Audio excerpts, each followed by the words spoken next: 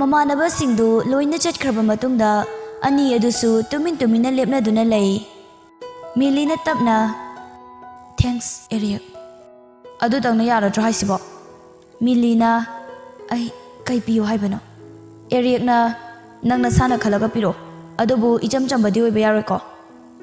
ꯑꯦꯔꯤꯛꯅ ꯍꯥꯏꯔꯤꯕꯗꯨ ꯃꯁꯥꯅ ꯒ꯭ꯌꯥꯟ ꯇꯥꯕ ꯖꯥꯠ ꯅꯠꯇꯦ꯫ ꯄꯨꯛꯅꯤꯡꯗ ꯍꯥꯏꯒꯦ ꯈꯟꯕꯅ ꯑꯃ, ꯍꯥꯏꯕꯗꯨ ꯉꯝꯗ꯭ꯔꯤ꯫ ꯑꯣꯟꯅ ꯇꯩꯅꯕ ꯉꯥꯛꯇꯅꯤ ꯃꯍꯥꯛꯅ ꯉꯥꯡꯂꯤꯕꯗꯨ꯫ ꯃꯤꯂꯤ ꯇꯞꯅ "ꯍꯣꯏ, ꯑꯩ ꯕꯕꯥꯗ ꯍꯥꯏꯔꯒ ꯂꯩꯅꯕ." ꯑꯦꯔꯤꯛꯇꯨ ꯐꯥꯒꯤꯗꯒꯤ ꯏ ꯀꯥꯕ ꯍꯥꯏꯕꯗꯨ ꯑꯣꯏꯔꯦ꯫ ꯍꯥꯏꯐꯦꯠ ꯐꯤꯡꯂꯞꯅ "ꯅꯪ ꯑꯩꯅ ꯉꯁꯥꯏꯗꯒꯤ ꯍꯥꯏꯔꯤꯁꯤ ꯒ꯭ꯌꯥꯟ ꯇꯥꯕ ꯉꯝꯗꯕ꯭ꯔꯥ?" ꯃꯤꯂꯤ "ꯀꯩꯅꯣ, ꯑꯩꯕꯨ ꯀꯔꯤ ꯍꯥꯏꯔꯒꯦ? ꯅꯪꯅ ꯑꯇꯥꯡꯕ ꯄꯤꯌꯨ ꯍꯥꯏꯕꯗꯨꯗ ꯑꯩꯁꯨ ꯕꯕꯥꯗ ꯍꯥꯏꯔꯒ ꯄꯤꯔꯛꯑꯒꯦꯅ ꯍꯥꯏꯔꯤꯗꯨꯗꯤ." ꯑꯦꯔꯤꯛ "ꯑꯇꯥꯡꯕ ꯍꯥꯏꯁꯦ ꯀꯅꯥꯝꯇꯅ ꯄꯤꯕ ꯉꯝꯗꯕ ꯄꯣꯠꯁꯛꯅꯤ, ꯅꯪꯇꯪꯅ ꯄꯤꯕ ꯉꯝꯒꯗꯕ." ꯃꯤꯂꯤꯅ "ꯑꯩꯗꯤ ꯄꯩꯁꯥꯁꯨ ꯊꯣꯛꯇꯅ ꯀꯃꯥꯏꯅ ꯑꯇꯥꯡꯕ ꯄꯤꯕ ꯉꯝꯗꯣꯏꯅꯣ?" ꯑꯦꯔꯤꯛꯇꯨ ꯃꯊꯟꯇ ꯄ꯭ꯔꯣꯛ ꯆꯥꯛꯄ ꯍꯥꯏꯕꯗꯨ ꯑꯣꯏꯔꯦ꯫ ꯈꯔ ꯁꯥꯎꯔꯞꯅ "ꯅꯪ ꯁꯤꯐꯥꯎꯕ ꯑꯩꯅ ꯍꯥꯏꯁꯦ ꯈꯪꯕ ꯉꯝꯗ꯭ꯔꯤꯕꯣ?" ꯃꯤꯂꯤꯁꯨ ꯑꯦꯔꯤꯛꯅ ꯇꯞꯅ ꯃꯊꯟꯇ ꯁꯣꯜꯂꯤ꯫ "ꯌꯥꯔꯦ, ꯑꯩꯅ ꯐꯅ ꯀꯣꯏꯊꯣꯛꯅ ꯍꯥꯏꯔꯨꯕꯒꯤ ꯀꯥꯟꯅꯐꯝꯁꯨ ꯂꯩꯔꯔꯣꯏ, ꯑꯩ ꯍꯦꯛꯇ ꯗꯥꯏꯔꯦꯛ ꯍꯥꯏꯔꯒꯦꯗ." ꯃꯤꯂꯤꯅ "ꯀꯩꯕꯣ?" ꯁꯥꯎꯖꯔꯔꯣꯏ ꯈꯜꯂꯕ ꯑꯦꯔꯤꯛꯇꯨ ꯃꯤꯂꯤꯒꯤ ꯃꯑꯣꯡꯗꯨꯗ ꯑꯃꯨꯛ ꯍꯦꯟꯅ ꯄ꯭ꯔꯣꯛ ꯆꯥꯛꯄꯗꯨ ꯑꯣꯏꯔꯦ꯫ ꯑꯦꯔꯤꯛꯇꯨ ꯃꯈꯣꯜ ꯀꯜꯂꯞꯅ "ꯏꯕꯥꯅꯤ ꯈꯪꯅꯔꯁꯦ ꯍꯥꯏꯕ, ꯁꯤ ꯑꯣꯏꯔꯗꯤ ꯒ꯭ꯌꯥꯟ ꯇꯥꯔꯕ꯭ꯔꯥ?" ꯃꯤꯂꯤꯗꯨ ꯌꯥꯝ ꯉꯛꯅ ꯌꯦꯡꯉꯤ꯫ ꯑꯦꯔꯤꯛꯅ "ꯅꯪꯗꯤ ꯀꯩ ꯈꯜꯂꯤꯒꯦ?" ꯃꯤꯂꯤ ꯃꯁꯥꯗ ꯗꯥꯏꯔꯦꯛ ꯍꯦꯛꯇ ꯍꯥꯏꯔꯛꯄꯗꯨꯗ ꯉꯥꯏꯍꯥꯛꯇꯪꯗꯨꯗ ꯍꯔꯥꯎꯈꯤꯕꯒ ꯊꯥꯖꯗꯕꯒ ꯊꯣꯛꯈꯠꯈꯤꯕꯗꯨꯒ ꯋꯥꯈꯜꯗꯨꯅ ꯍꯦꯛꯇ ꯃꯍꯥꯛ ꯒ꯭ꯌꯥꯟ ꯃꯥꯡꯈ꯭ꯔꯕꯅꯤ꯫ ꯑꯦꯔꯤꯛꯇꯨ ꯃꯥꯒꯤ ꯃꯑꯣꯡꯗꯨꯗ "ꯀꯩꯗꯧꯔꯒꯦ?" ꯃꯤꯂꯤ ꯋꯥꯗꯨ ꯂꯂꯠ ꯇꯧꯔꯒ "ꯀꯩꯝ ꯇꯧꯗꯤꯌꯦ." ꯑꯦꯔꯤꯛꯅ "ꯑꯗꯨ ꯑꯣꯏꯔꯗꯤ ꯍꯥꯏꯔꯛꯑꯣꯕ, ꯏꯕꯥꯅꯤ ꯈꯪꯅꯔꯁꯦꯕ." ꯃꯤꯂꯤ ꯂꯂꯠ ꯇꯧꯔꯒ "ꯑꯩ..." ꯑꯦꯔꯤꯛꯇꯨ ꯍꯥꯏꯐꯦꯠ ꯅꯛꯁꯤꯜꯂꯒ ꯑꯃꯨꯛ ꯇꯞꯅ ꯍꯥꯏꯔꯛꯏ꯫ "ꯅꯪꯅ ꯌꯥꯒꯦꯔꯥ ꯌꯥꯔꯣꯏꯔꯥ, ꯏꯕꯥꯅꯤ ꯈꯪꯅꯔꯅꯤ, ꯑꯗꯨꯒꯅꯦ ꯑꯃꯅ ꯅꯪꯅ ꯌꯥꯗꯕꯁꯨ ꯌꯥꯔꯣꯏ." ꯑꯁꯤ ꯍꯥꯏꯔꯝꯂꯒ ꯑꯦꯔꯤꯛꯇꯨ ꯆꯠꯈ꯭ꯔꯦ꯫ ꯃꯤꯂꯤ ꯒ꯭ꯌꯥꯟ ꯃꯥꯡꯅ ꯐꯝꯊꯔꯛꯏ꯫ ꯇꯟꯖꯥꯗꯨꯗ ꯂꯦꯁꯂꯤꯁꯨ ꯀꯧꯗꯨꯅ ꯂꯥꯛꯏ꯫ "ꯀꯩꯅꯣ ꯅꯪꯅ ꯑꯃꯨꯛ ꯇꯧꯔꯝꯃꯤꯁꯤꯅ? ꯉꯁꯥꯏꯗꯩ ꯑꯩꯅꯗꯤ ꯀꯣꯏꯊꯤ ꯊꯤꯔꯤ, ꯀꯩꯗꯧꯔꯝꯃꯤꯅꯣꯕ ꯅꯪ ꯁꯤꯗ ꯑꯃꯨꯛ?" ꯃꯤꯂꯤꯅ "ꯚꯥꯏ, ꯑꯩꯈꯣꯏ ꯑꯦꯛꯖꯥꯝ ꯊꯥꯈ꯭ꯔꯕꯣ? ꯅꯣꯡꯉꯥꯜꯂꯕꯣ ꯍꯧꯖꯤꯛꯁꯦ?" ꯂꯦꯁꯂꯤ "ꯀꯩꯅꯣ ꯁꯤꯕꯣ, ꯉꯥꯎꯔꯕꯣ? ꯑꯦꯛꯖꯥꯝ ꯂꯣꯏꯗꯅ ꯊꯣꯛꯂꯛꯏꯁꯤꯕꯨ, ꯍꯥꯏ ꯅꯪꯕꯨ ꯉꯥꯎꯔꯕ꯭ꯔꯣ?" ꯃꯤꯂꯤ "ꯑꯩꯅ ꯉꯥꯎꯔꯤꯕ꯭ꯔꯥ? ꯅꯪꯅ ꯉꯥꯎꯔꯤꯕ꯭ꯔꯣ? ꯑꯩ ꯒ꯭ꯌꯥꯟ ꯇꯥꯗ꯭ꯔꯦ ꯂꯦꯁꯂꯤ." ꯂꯦꯁꯂꯤꯗꯨ ꯌꯥꯝ ꯉꯛꯅ "ꯃꯄꯨ ꯃꯍꯥꯛꯅ ꯇꯥꯏꯕꯪ ꯑꯩꯈꯣꯏꯕꯨ ꯁꯦꯝꯕꯤꯔꯛꯄ ꯃꯇꯝꯗ ꯄꯣꯛꯂꯛꯄꯗꯒꯤ ꯇꯥꯏꯕꯪ ꯊꯥꯗꯣꯛꯑꯝꯗꯥꯏ ꯁꯤꯐꯥꯎꯕꯒꯤ ꯇꯥꯡꯀꯛꯁꯤꯡ ꯑꯁꯤꯗ ꯃꯆꯥꯛ ꯈꯥꯏꯅ ꯈꯥꯏꯗꯣꯛꯇꯨꯅ ꯍꯥꯞꯄꯤꯔꯝꯃꯤ. ꯑꯗꯨꯕꯨ ꯄꯨꯟꯁꯤꯒꯤ ꯈ꯭ꯋꯥꯏꯗꯒꯤ ꯅꯨꯡꯉꯥꯏꯕ ꯇꯥꯡꯀꯛ ꯍꯥꯏꯔꯒꯗꯤ ꯏꯪꯈꯠꯂꯛꯄ ꯃꯇꯝ, ꯅꯨꯡꯁꯤ ꯅꯨꯡꯉꯣꯜꯒꯤ ꯃꯇꯝ ꯑꯁꯤꯅꯤ." ꯃꯤꯂꯤ ꯈꯟꯕ ꯌꯥꯕ ꯈꯜꯂꯤ, ꯑꯗꯨꯕꯨ ꯃꯍꯥꯛꯀꯤ ꯋꯥꯈꯜꯅ ꯂꯥꯝꯕ ꯐꯪꯗ꯭ꯔꯕ ꯋꯥꯍꯪ ꯀꯌꯥ ꯑꯃꯗꯤ ꯂꯩ꯫ ꯇꯟꯖꯥꯗꯨꯗ ꯂꯩꯃ ꯃꯆꯥꯅꯨꯄꯤꯒꯤ ꯔꯨꯝꯗ ꯀꯧꯗꯨꯅ ꯆꯪꯂꯛꯏ꯫ "ꯍꯥꯏ, ꯅꯪꯕꯨ ꯉꯁꯥꯏꯗꯒꯤ ꯀꯧꯔꯤꯁꯦ ꯇꯥꯗꯕ꯭ꯔꯥ ꯍꯥꯏꯕꯅꯦ."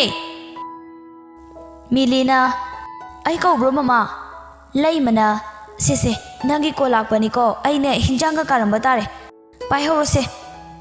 ꯃꯤꯂꯤꯗꯨ ꯂꯦꯁꯂꯤ ꯑꯣꯏꯔꯕꯣꯏ ꯅꯤꯡꯗꯨꯅ "ꯀꯩ ꯂꯩꯔꯒꯦ?" ꯐꯣꯟꯗꯨꯗꯒꯤ ꯀꯩꯅꯣ ꯑꯩꯅꯦ."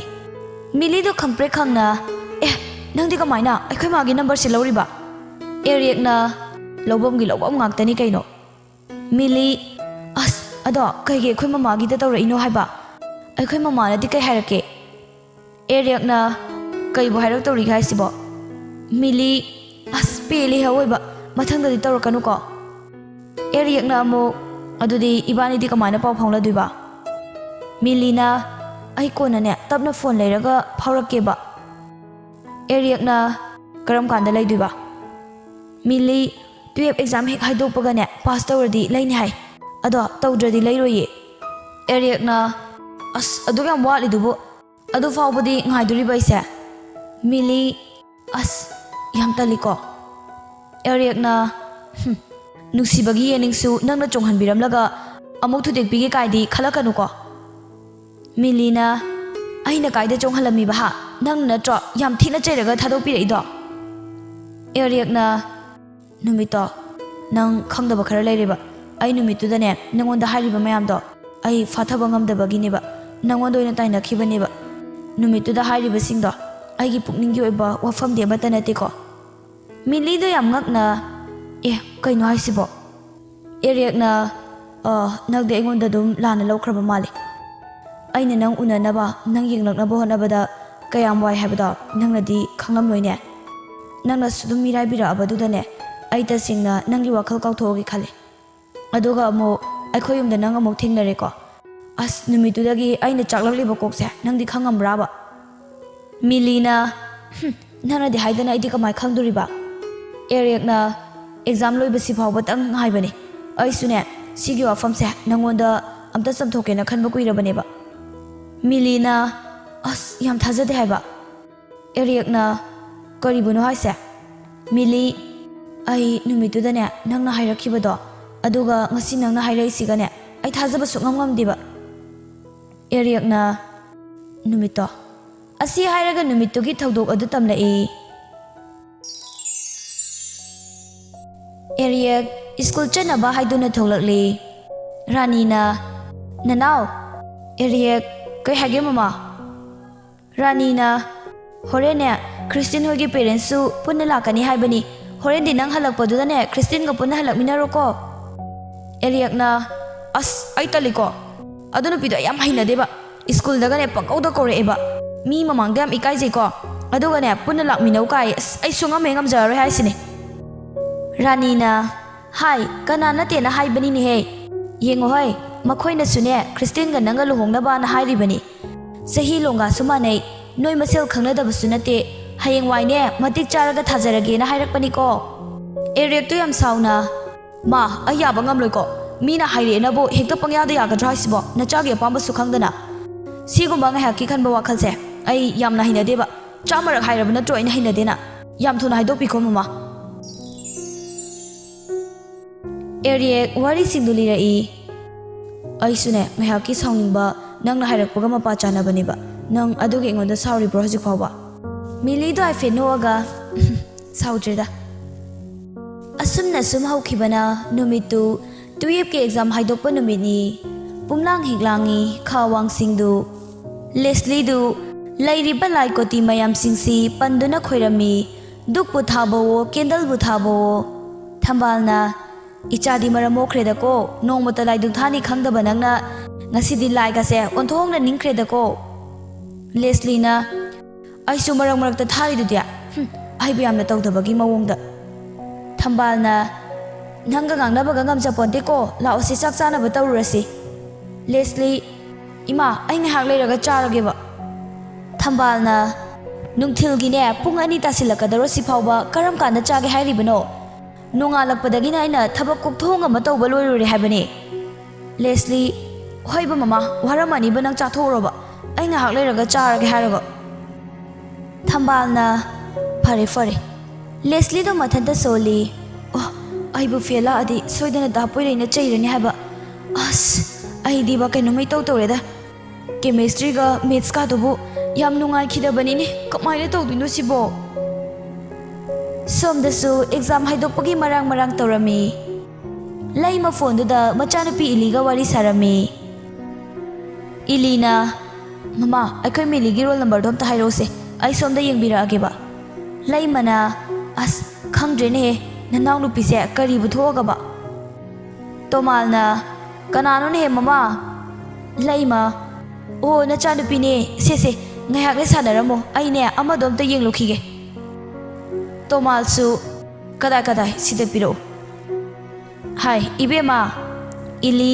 tai babung laima machanupi bu kauba changlai karinu ne nangla tumdana leiriduba haugalose nache su call taw hobaneba nangi roll number do amukta nache da hairu lao Milly do yam tanna mama aikoi charawana ba chak pule horibra laimana nangna ne chaba tangni khaliba aikoi na chak pawa hukpa ngamje nangi khanbada Milly na as aina pass tawrani hairaba maktada laimana exam thakhreni ne tawridubu imitsi ne larik tawbagi ba mi amata phau uhogdebni tumdana leiraga kaidagi pass no Napabong sumatha sa horibani ko yam thuna kumtharau Asumna ngang-ngang kumthakre. Ngaihak laibaga 12 exam haidokpagi wa langnarei. Poiraiton do yam harauna call tawrei. Leslie, aya, asengbairo. Poiraiton su, nang first division da yaurabane. Leslie na, as wa hik sanghe. Aina khaliba pass phawdi tawrakanina. Poiraiton na, ado PCD yarabo hairactraso. Leslie, as PC gi wabu kaino first division da yaure. Khangdrasu yareba. Ado noi naudi first position lawkrabane. Aigi bu khangdabagi wani. First, second, third position holder di ngasaina khangle. Poiraiton na, ado Mili di handak ti kana honaraba maline. Mado handak 23 position da yawra maline. Akhoi nauna hairakpane. Leslie da yam ngakna makhol kalapna, ha, kaino haisibo. Somdana Mili hoigi imungdu pulap lai katnari. Mili du 23 position da yawri e haibagi pawdu he phangbaga Mili do lekthari. Madanate laimasu tomalgasu senkhat khiba maihundu handara uya khidre. Thajadaba haibasi thajadabani, angakpa haibasi angakpa haibaduni. Mili gi pawdu he phangbaga Deepak Eriak ta call tawrai. Eriak na, hello. Deepak na, Eriak nang pawm taraba. Eriak na, kai pawm haise. Deepak na mo, as noi amadugini da. Eriak to no fet tawraga, o khange, masu 23 da yaurabani. Deepak na, as adu nate haiba. Adu di karamba. O adu bro, moi family do, pulap lai katnari haise tadribo nangba. Eriak to yam ngakna, kaino haisibo. Deepak, o ai hojik ta khangda ngari. Eriak to haifet pakhatna, adu di bai ibanim to chatminarusira.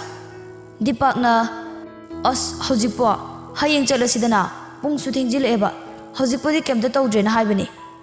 Eriak na, as amta chatminaruseba. Deepak su hoi laoi ngaramage. Eriak phone du fathammi aduga fingna chenthorei. Rani na, hi nanao kaidore. Eriak na, mama ai thabak aruba ma laireba. Deepak amta chataba yadre amta chatminarukhige. Rani na, hi kai aruba thabak no ne he nangbo. Eriak na, ma horen tapna ngangnaraseba ai thureba. Asi hairaga Eriak tu yam fingna gari da thaudorei. Somdana Leslie Mili gi manakta famami. Leslie do yam pakhatna kem tawdrobo Milia. Mili na, kem tawdre. Leslie, as aidi kayam pakhatlure khangbra. Mili na, lahaktrasu yarabasida nandi kanaga laino. Leslie, mamagane. Asi hairaga Leslie du tomalga laimada haifit yinglaga mamasu khara faraba. Pabung di kai da nungai taba lege.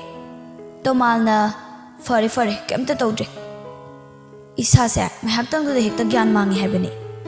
Laimana aidine hojik phawba chenkhat khriba mihundo hanthau haiba yadriko. Leslie da nofet tawraga aidi pabung siyauna mamasu pulap lekthari haibuda kayam pakhatlure. Ado hojikti kemta tawdrabo ma. Tanjadu da Deepak Eriak kasu yam pakhatna makhoin leiriba room du da chensilai. Atai singdu ani tu da tingak yingduna lei. Leslie yam ngakna, Eriak. Mili su mamito lakthoga yam ngakna yingduna lei. Lei malalat tawraga ibungo ani sina Mili do khangai hairi. Ma aigi manaba ngaktani akhoi school da puna taminabani. Tomal na, changlo sida phamu lause. Nakhoi su nungai tadana hangbala ibrane. Deepak Eriak kasu ohoi ma. Laimana amu nabani di kai mingkoba hana su khidri. Milina, kaino akhoi masiba hana su khidri haisiba mi imana bane haiba. Laimana, kaino ne masiba. Eriak to no fet tawraga ima aigina Eriak ado magina Deepak kawima. Tomal na, akhoi sune karibo haigadabano khangdre. Thajadaba bu haigadra nungaiba thugatpa haigadra gyanga tadridai sase. Ataina sanaribadu Eriak ti changba nate.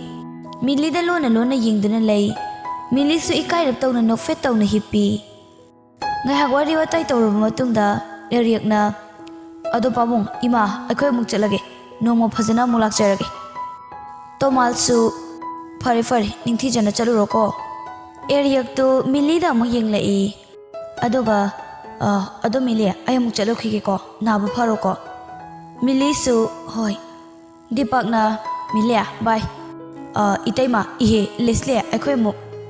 Leslie su asumna namit kharani haukraba matungda Jelis mahaki exam gi damak full preparation tawrai. Ilina su nongma nongmagi Jelis ki asing basaktam amadi mahaki hotnaba kanba mahakpu kayagi matik khanjai nungsijai habasi mayek sengna uba phanglai. Leslie amadi Poiritondi hanagi hamu duni. Leslie su 12 exam hek loikhibadagi mamagi mateng pangnaba haiduna company amada thabak tawkhri. Aduga Poiriton su wasak amaga loinana amuk hana Manipur da tholakhidre. Eriak, Sam, Johnson, Deepak amadi Stephen hanagumna adum punna taminari. Aduga Millie su Eriak na tamliba college tuda punna taminarai. Makhoi gi marakta Eriak tawni relationship ta lairiba haibabu asina sumaram oiraga Millie bu su makhoi mayamna hena luna khali. College satpa oiro ama oiro Eriak ki di makhoi punna hek chatli mikup amata thanadabani asuki matik nungsina pulibani. Numitu Eriak amadi Millie punna phone da wari tawrami. Millie na aina de haijabane ba college se tamjararoigena. Leslie hoidi thabak su tawkhre. Ibani su paknuna ba phangdreba yam nungaiti khanglaba. Eriak na nangi tampham thokpa dum tamuko pass tawgera fail oigera kaimta kaide. Millie na adudi kai kanariba imanabi phangi amta suti na hande nangna. Eriak na ibani na taminari se nang matha sana banati kaimta kaide. Aide hengwai ne aigi nakta lairasu thabak kai kamta tawhaloi aduna ne adugi damakta waruni. Millie na adudi nang aise free da thake sineba aduga free oidu lairaga na college tamise tamrasu yare kaino dude. Eriak na o college taminari sina ne unabagi. Millie ikaiba ma yaw he oiba. Eriak na fagi nate ko nangna inakta lairadi imangmakta lairadi ne wakhal se chamamnabasu laitre. Aduna lairik su pukning changna tawba yaredana si nungaitro numit khudingi su unare adum su senare si phatraba. Millie na hoiba adobudi chumba aduga imanabi tina siyadrisina kai hinoba. Eriak na namanabi ni kaino Jason, Sam, Deepak, Stephen adai ekhoi tei masu laire yari kaino atopa namanabi pullaga wakhal choraknabane aduna punhandrineba. Millie na sumtina badi ai kaino. Eriak yade aigi nakta laigadabani khangbra college satpa koiba chatpa nangna pamba chatningba chaningba aina loi tawgani mado aigi thawne aduga nangina thawna ne aigi nakta leiba. Millie ikaicho college su punna chatminaba phambasu nanga punna phaminaba oja sing amadi chhatra sing do aikhoida loina yenglaktaba amta yaude ko moina yenglakpado ayam ikaijeba. Eriak na kalakta na yengjarini yengninga yengjasanu kaidoroge duba. Millie su aigi maramdaga ne yam thina sidaba yam yawi ko. Eriak tu no fet tawraga makhoina aikhoi der da buke ke hariba. Millie moina haine nupi ni kaina nupa si yam chanade nupa se nupi khanba haite nupi ni kaina inoi hingnoi ge kaida pamino khangde nupi sina tanaraga koiri oiramni kaina hariba. Eriak ti wahai da wan thagai no achumba khara su yauri ne yai. Millie da saurapna aina nungaitana tamlaga nangna moi henjela ineba phai hayengdai college kamta karoiba nangdam chalo haisini. Eriak su magi mawong duda dum hena laknaning ba haibadu oire. Hadu oiragana nayumda direct changlaga hawbala aga loiredana. Millie nangna la su aidine aigi kada dum laini sumthoi tholoiba. Eriak na fare aina adopa nupiga date tawrsu nang kem khalaroi. Millie kemda khaloye koiro chalo masang mato fajabi figure tabi ma koiro aikhoi thibani na khanana pambi dawrige. Asi haraga Millie du peri tawrai. Eriak na apang bisiteba sum phagi tawraga fajaba mayam khanda khaine nangonda lepise kaigino dona atum khaloba aina pamdraga bo asukui na nangi damakta lepam gadraba. Mili susut tauraga aduga hauzik ta sidara iduna kaige. Eriak na haima sum nuksibagi harini mi apang bisidiba asuk yamna nuksijakrasidabu ate mohana yengba kai chinlai ken kadaba wani ko. Mili yare hauzik ta themjin birano loi khangjari. Eriak na haima awoiba makki sauriba kai duraba nuksibagi ne hairaga ba. Mili yare cho. Eriak na haima dear nungsibi sauranu mi nungsi hairaga. Amok sunokjay Miligi mawongduda amok su themjarai. Asamna khangaude nongmagi matam adumak haukre. Khanghaude matam mahaki khungsati sahi 3 ki matungni. Ningtham thagi ayuk anganba matamni. Leichilna pumtha thaba kani. Mi amaga phawba khitang lapna khibada udaba adugumba matamni. Matam kuinadagi ngaijarakpa Kaurang na ngairakpa mikup adu maksuni. Tapna gari adu thausilai. Leslie do yam harau na chenthokjarai. Pukningi harauba nungaiba maithongda mamita ba haibaduni. Isam chomna nungaibagi mami nate mahakpu ujaningba kaurang na ngaijarakpa nungairaba maithongi mami ni taribadu. Leslie kanna chensilaktuna chena kolai. Poiraiton sunungsina mahakpu konbirai. Leslie do mapira chena. Tapoire ay nang halak pangairiye. Poiraiton do nungsina tarakliba pirang adu taithoi. Aduga thoy sidagi dine ay nangbo amuk hanangay halaroiba. Punsi supa nangi nanakta layradabane. Poiraiton do yam nungsina Leslie bu yengjarai. Ahong bakaya amasu urami. Matam amagi mangaw thina leijaramba Leslie adu hawjikti oidre yamna mature oire imung amagi full responsibility lawba ngame somdana Rani Tomchau amadi area Poiraiton halakpa ngairami Rani na moi pabunga pungsu thingjileeba makhoina yaurakani haiba matamdo helaklemni amukta hangbiyo banangbo Tomchau su hange Tanjaduda Poiraiton lawba chatkiba gari singdu thausilai. Eriak tu yam harauna mayamba bu koli. Aya, tamo nang nasak yam molame haiba. Poiraiton na nang supa khang pharami sidi. Eriak na tamo ngasidi ibani puna tumina siko. Ibani tumina daba yam kuireba ko. Tomchau na hai masidi ba. Mama mai puthorau ne hey. Rani su lai Isa sune lamsang lakpagi waramani. Lao mai se kanthoro. Poiraiton mai do kanthoi. Aduga mahakpu pokpa palem amadi panthau anibu khongsok tuna khoiramjerai.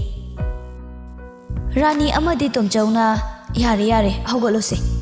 Poiraiton na mama chapu loiraba. Rani na loirabani ngasaina icha su waram lagani hana irumai thajaruroko ima chak thibiram lage. Eriak na ngasidi akhoi tamoga puna chamina duni ko ma. Tomchau do ai finoaga chamino nachina naw samina bakai diko. Asam na puna changmina rei. Tanjadu da jelisu Poiraiton da call tawrei. Poiraiton na hello bye. Jelis nang yaurabo. Poiraiton su ngahak oiriyo ba. Ado nangi luhongbagi matamdo fix lepe haine. Jelis na moi ngasi ahal masel lepnakre hai. Poiraiton na ado exam di dum nungai khiba natro. Jelis exam di nungai khiye yam nungai rami habi aida. Ado nangdi kai hainarige. Poiraiton na aigidi yare next week ta karani. Jelis kana de nang sune hatak amado pusinaba tawrodana. Angang do nungai bideba hek khangnarakpadagi ithi nungai nasu unabasu phangde kok nan akta thambiroba. Poiraiton su aife no aga aisu khalini ne. Jelis wari su nungai rise aisu thamage mamaga babaga do aina hangi ena amta hayuko. Poiraiton su haige bai.